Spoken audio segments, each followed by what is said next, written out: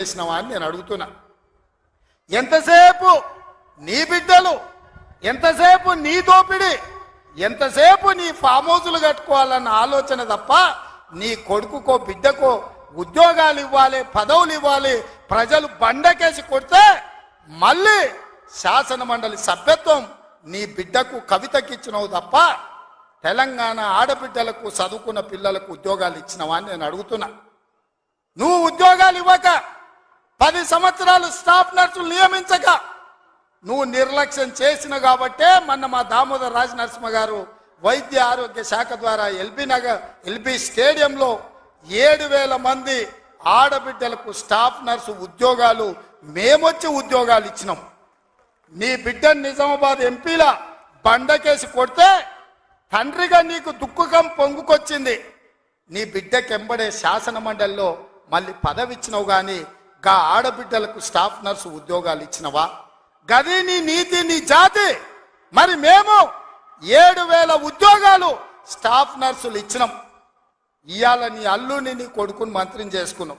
Constable ఉద్యోగాలు 15,000 ఉద్యోగాలు భర్తీ చేయక ఆకాశంలో వేలాడుతున్నట్టు త్రిశంకు స్వర్గంలో నిరుద్యోగ యువకులు ఉంటే కోర్టులో కేసు ఉంటే నువ్వేమైనా పరిష్కరించినావా అని నేను అడుగుతున్నా. అందుకే మేము వచ్చిన ఎంబడే హోంశాఖ నా దగ్గరనే ఉంది. డీజీపీని ఇతర అధికారులను పిలిచి సమీక్షించి వేలాది మంది నిరుద్యోగ యువకులు ఈ రోజు నిరుద్యోగులుగా అమీర్పేటలోనో లేకపోతే అశోక్ నగర్ చౌరస్తాల్లో, దిల్సు నగర్ చౌరస్తాల్లో ఇంటికెళ్ళి తల్లిదండ్రులకు మొహం చూయించుకోలేక నిస్సారంగా జీవితం గడుపుతున్నారు. వాళ్లకు ఉద్యోగాలు ఇవ్వాలని కోర్టుల్లో ఉన్న కేసులను ఇవాళ త్వరితగతిన పరిష్కరించాలని ప్రయత్నం చేసినాం. నువ్వు ఎంత అడ్డం పడ్డా, నువ్వు ఎంత గగ్గోలు పెట్టినా, బిల్లా రంగాలు మమ్మల్ని ఎన్ని శాపనార్థాలు పెట్టినా 15 రోజుల్లో 15,000 కానిస్టేబుల్ పోస్టులు భర్తీ చేసే బాధ్యత, 15 రోజుల్లో 15,000 కానిస్టేబుల్ పోస్టులు భర్తీ చేసే బాధ్యత మా మంత్రివర్గం తీసుకుంటుంది.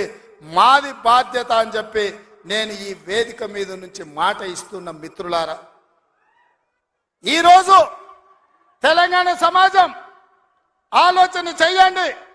ఈ తెలంగాణ రాష్ట్రం ఎవరి చేతిలో భద్రంగా ఉంటుంది? ఈ తెలంగాణ రాష్ట్రం త్యాగాల పునాదుల మీద ఏర్పడ్డ ఈ రాష్ట్రం ఎవరు భద్రంగా కాపలా కాస్తారు? ఎవరు భద్రంగా ఈ రాష్ట్రాన్ని అభివృద్ధి పదం వైపు నడిపిస్తారో మీరు ఆలోచన చెయ్యండి.